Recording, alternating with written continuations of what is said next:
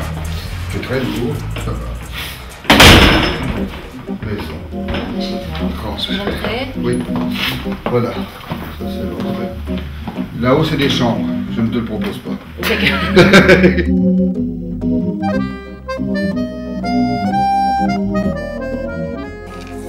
On est bien chez toi, Gérard. Ta maison, qu'est-ce qu'elle représente pour toi? Est-ce que c'est un cocon ou c'est un lieu de passage? C'est quand même un lieu de passage. Parce que je suis souvent parti. D'abord, il y a beaucoup de gens qui habitent dans cette maison, parce que je la prête à... J'ai le cuisinier qui travaille à la Fontaine Gaillon, qui est un jeune japonais qui... Et en plus, il vient de se marier, donc maintenant, il y a sa femme. Donc ils habitent chez toi? Ils habitent là-haut, oui. Ici, il y a Johnny Depp qui est venu avec Vanessa Paradis. Ils sont restés là 5 mois jusqu'à ce que toute la grossesse de Vanessa Paradis. John Malkovich qui a une chambre là-haut aussi. Christian Clavier aussi, il était séparé de sa femme, donc il est venu ici. Johnny et Vanessa, c'est parce qu'il n'avait pas la paix dans les hôtels qu'il est arrivé directement ici, qu'il y avait bon, personne, tout le monde le laissait à sa place, et il n'y avait pas de paparazzi qui était là. C'est une maison, c'est comme une espèce d'atelier, mais c'est surtout une maison de passage, parce que je suis pas souvent. Une maison, c'est quand on a un couple avec des enfants, ou alors une maison de famille. Je vis toujours seul depuis, enfin si j'ai vécu avec Carole Bouquet un peu, j'ai vécu, ben non, je vis chez les autres, moi je suis comme un coucou. Si j'ai une femme qui est Svetlana, une femme de 65 ans qui est serbe, elle est formidable, ben si, mais c'est une femme qui me tient, et qui est, je dirais, nos rapports sont merveilleux, parce que c'est comme une mère, c'est comme une amante, une épouse, elle me fait des scènes. Non, j'ai pas de... Je suis resté le vagabond, quoi. J'ai eu une maison, un foyer avec mes enfants quand ils étaient petits, bien que j'étais toujours parti sur des tournages. Et puis finalement, je crois que ça m'est resté, quoi. Alors là, j'ai surtout une maison pour des gens qui sont dans le besoin ou qui... Bon, et c'est très bien, parce que je vois Akio et Migumi, ils vivent là, j'ai l'impression d'être chez eux. Enfin, on est bien le soir.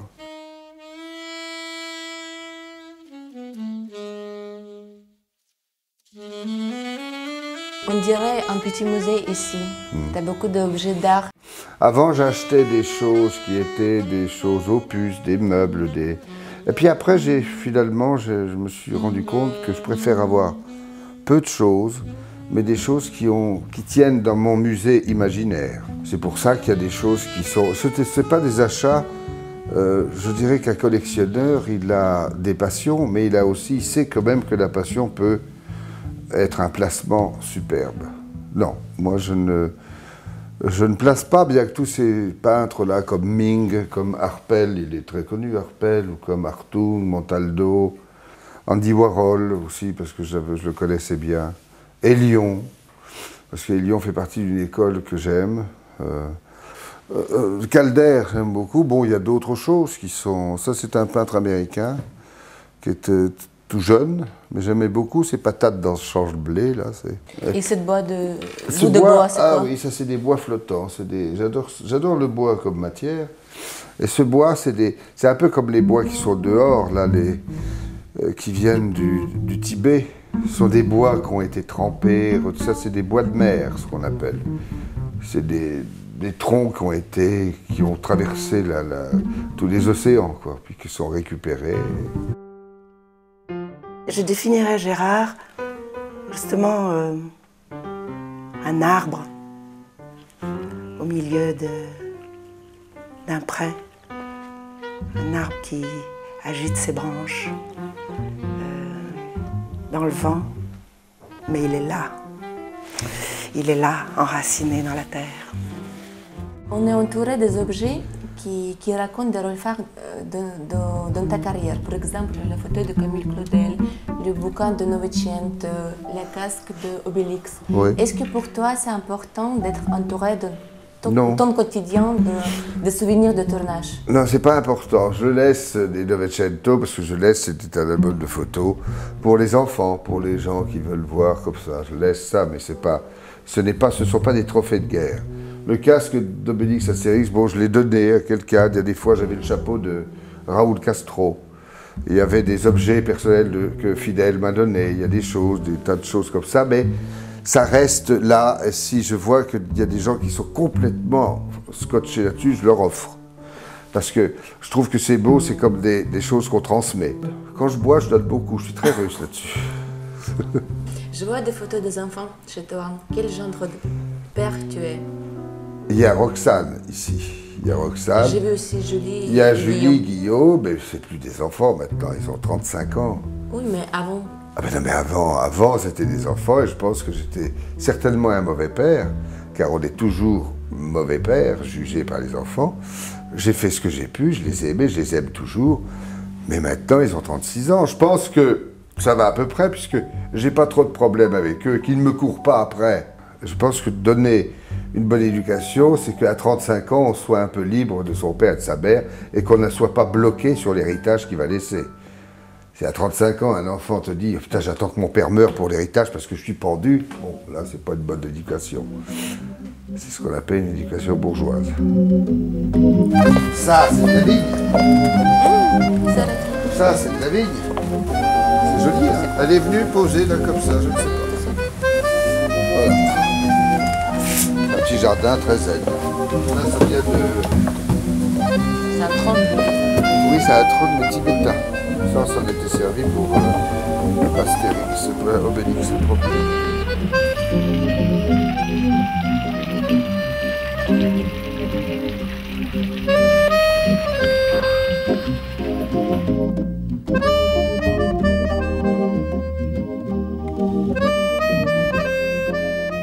Pourquoi tu as monté le restaurant?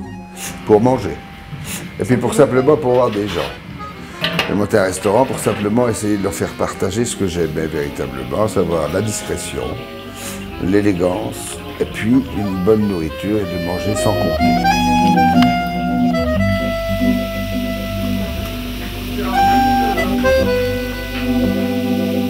C'est-à-dire que quand on a des produits de très bonne qualité, quand on a des vins agréables, qu'on peut... Enfin, les gens reconnaissent tout de suite la qualité. Et donc, ils ne se posent pas de questions. Et ils peuvent se détendre. Et si d'un seul coup, rien un espace, un endroit avec des gens qu'on regarde autour, un mur sympathique, des gens qui ont la paix, qui nous servent, rien qu'à la première gorgée d'eau. Et quand on voit la carte, on se dit « Ah, ça fait du bien. » Ben voilà, c'est tout. Ça me fait plaisir d'avoir un restaurant pour ça. Je pense que les gens, ils sont contents. Tu viens souvent? J'y vais tous les jours. Tous les jours. Ouais. Et donc c'est ce qui m'intéresse, c'est de faire découvrir des farines, des pâtes, des pains, des traditions de toutes les cultures du monde, et puis de les adapter ici dans un restaurant, sur une petite place à côté de l'opéra. Voilà. En fait, c'est les autres que j'aime, avec leur cuisine.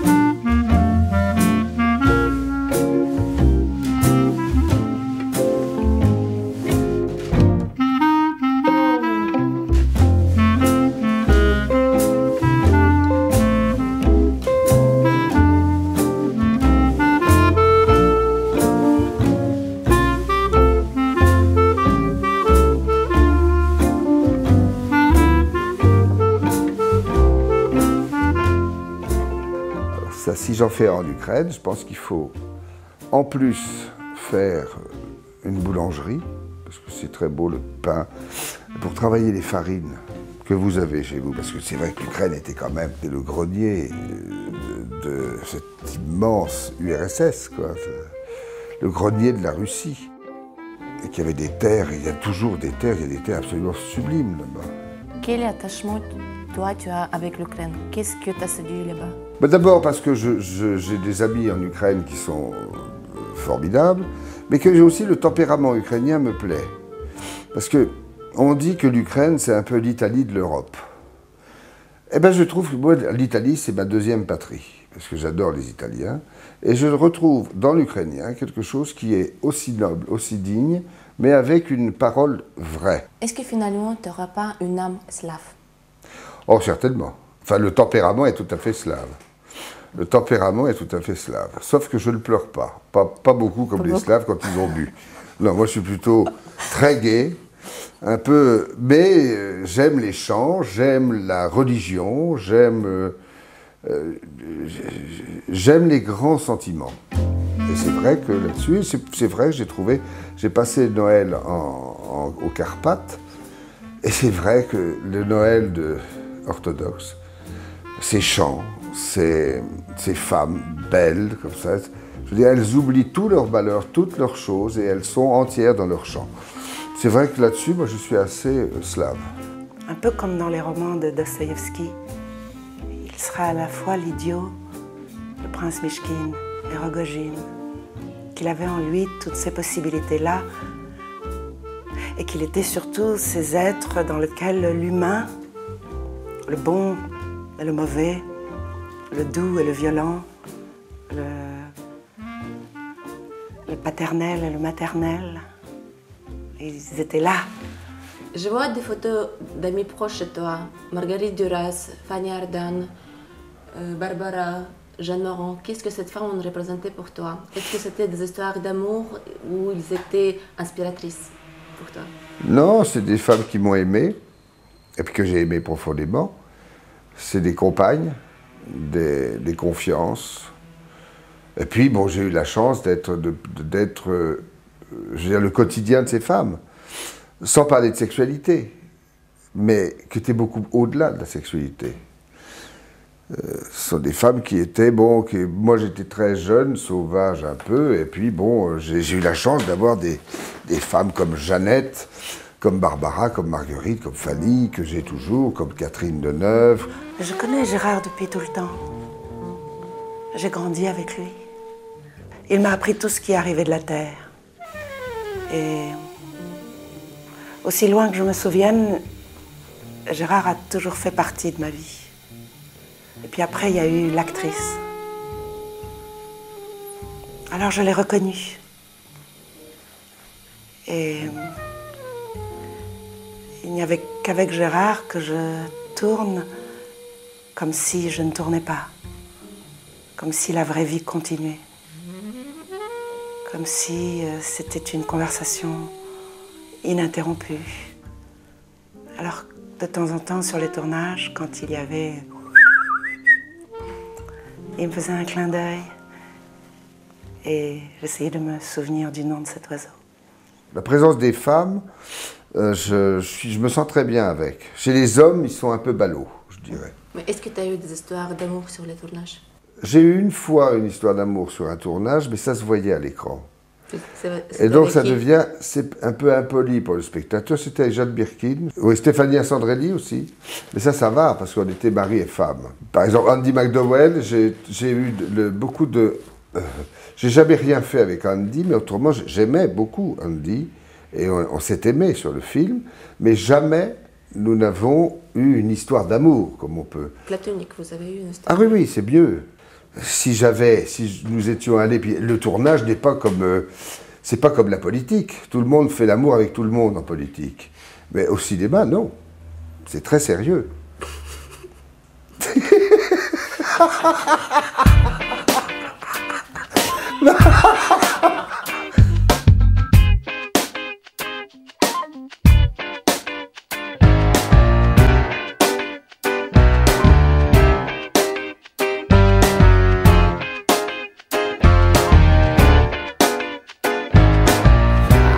So high, I did not recognize the fire burning in her eyes, the chaos that controlled my mind. Alors ça c'est mon livre, ça je vais pas le rendre. Ça c'est l'équipe de tournage de 1900 de Bertolucci, voilà, Novecento. Ça fait plus... Gauthier. Là je sais pas où je suis. Ça voilà, première photo de Bob. Et moi, c'est le premier jour, là, quand on a fait les castings. Qu'est-ce qui vous est beau? Tu vois comme on change. Ça, ils voulaient un russe, ils ont regardé tous les Russes, tout ça. Et puis moi, c'est Marcello Mastroianni qui avait vu la chevauchée sur l'Al de Constance, qui était avec Catherine. Et il a dit à Enzo Frigerio, qui était avec moi, donc qui faisait la chose, il m'a dit, mais je connais un acteur qui est formidable. Et puis ils sont venus me voir. Ils m'ont amené à Rome, puis là j'ai rencontré l'autre, je suis arrivé, j'avais de la boxe, je faisais de la boxe, c'était comme ça. Et j'ai dit voilà, hop, je suis arrivé à Rome, c'est la première fois que j'allais à Rome, c'était beau Rome.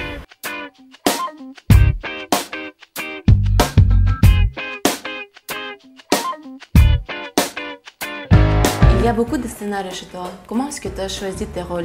Mais non, c'est pas. Oui, il n'y a pas des scénarios parce que encore une fois, je suis pas du tout. Si tu savais ce qu'il y a. Moi, j'ai vu des scénarios chez toi. Oui, il y en a. Parce que je les lis, on me demande de les lire, mais souvent, c'est des scénarios que je lis pour des avis, parce qu'ils me demandent mon avis. C'est des metteurs en scène, des jeunes metteurs en scène qui. Mais j'aide comme ça. Bon, j'aide. Je lis parce que je les connais, on me les recommande. On me dit, tiens, tu peux pas rendre un service à un tel, mais ça ne veut pas dire que je suis intéressé dedans. Mais comment tu choisis? Comment tu le choisis? Oh, je ne choisis pas. C'est un coup de cœur ou... Non, parce qu'en général, c'est toujours mal écrit. En gros, il y a très peu de scénarios qui sont, boum, où on se dit, j'ai envie de le faire. De même qu'il y a très peu de metteurs en scène avec qui on a envie de travailler. J'ai eu la chance de travailler avec des gens qui n'avaient pas besoin de la télévision, où la télévision courait après. Bon, comme Ferreri, comme Bertolucci, comme Truffaut, comme Jean-Paul Rapneau, parce que les histoires étaient tellement fortes, donc on ne sait plus, il n'y a plus de metteurs en scène. Parce que maintenant, c'est les télévisions qui font les choses. Alors on ne peut pas dire, il n'y a pas d'artistes, si, peut-être le Festival de Cannes et peut-être le dernier festival des films d'auteur.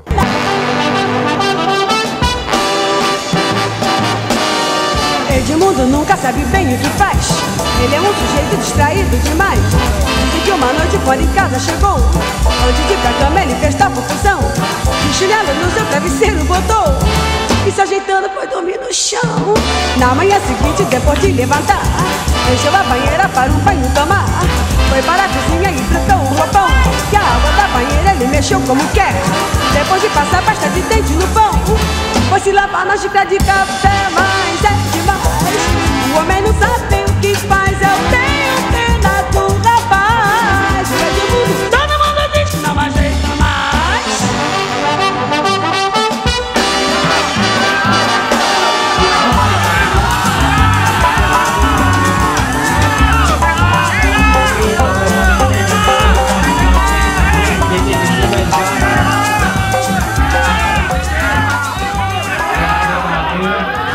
Oublier Cannes, c'est d'avoir avant tout un marché, un grand marché du film.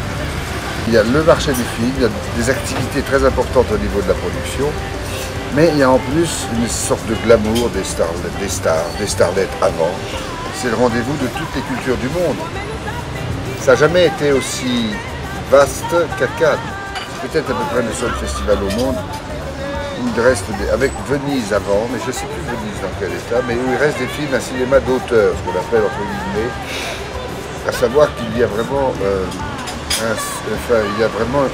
une âme du cinématographe. Il y a des pays qui ont des metteurs en scène avec des cultures qu'on n'a pas l'habitude de voir et qui d'un seul coup sont primés. Comme l'Iran, comme le Japon, comme la Chine maintenant, comme plein de pays qui sont exceptionnels et qui ont du cinéma, et puis des histoires racontées qui font partie de leur culture.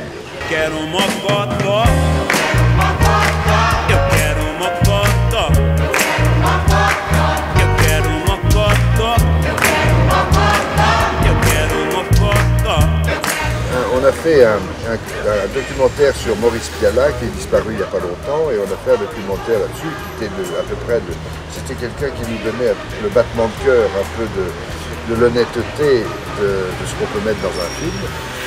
Et c'est bien aussi parce qu'il y a des films, il y a des hommages, il y a des soirées spéciales comme on a vu hier, les 60 ans, soirée d'anniversaire.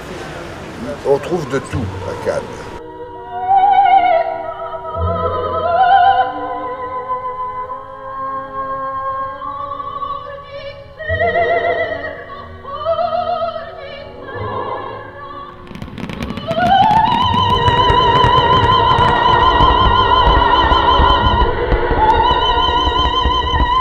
Beau festival parce que, encore une fois, il est très respecté car il y a des films d'auteur, tout le monde a sa chance. Et c'est certainement pas des films qui sont des grosses machines de production et tout, au contraire, ils n'ont pas besoin de ça. En revanche, c'est des gens qui pensent cinéma et qui ont derrière eux la culture d'un pays. C'est un peu comme le restaurant idéal que j'aimerais faire. Il y a encore une passion qu'on n'a pas évoquée, c'est la moto. Est-ce que toi, tu as toujours une tête brûlée? Ah ben, on ne peut pas changer, mais c'est vrai que je me calme, parce que les assurances me font la vie pas possible. Les films, pareil. Mais bon, je dis oui que j'en fais pas, puis j'en fais derrière. Bon, c'est tout. Après, c'est mes risques, mais je me suis calmé. Est-ce que tu as peur de la mort? Non, j'ai eu... À un moment, j'ai pensé... Je croyais que j'avais peur. Et maintenant, non, pas du tout. Parce que j'avais peur de la mort parce que je pensais à la douleur. Mais dans tous les accidents que j'ai eus, j'ai jamais souffert. Le seul changement, c'est quand le temps devient long, quand on commence à prendre de l'âge, quand le corps ne réagit plus comme avant. Parce que la tête, elle est toujours jeune. Elle est même plus jeune. Elle est d'autant plus jeune que le corps ne réagit pas. Et la tête, à 60 ans, 70 ans, elle est vive. Elle est même très créatrice, parce qu'elle n'est pas inhibée par la jeunesse. Et c'est très précis, mais le corps ne suit plus. Alors il faut avoir de l'humour. C'est ce qui reste. Aïe, c'est fidèle. T'as vu la tête? C'est formidable. Dans sa présence, dans sa peau, dans son odeur, dans ça comme un loup des steppes. Il fait voltiger en l'air le cinéma. Donc à partir de là, on peut se mettre à danser. If tomorrow's sun doesn't shine, if no creatures stir in the morning time, if the clouds go still in the sky, and the days roll in and pass us by,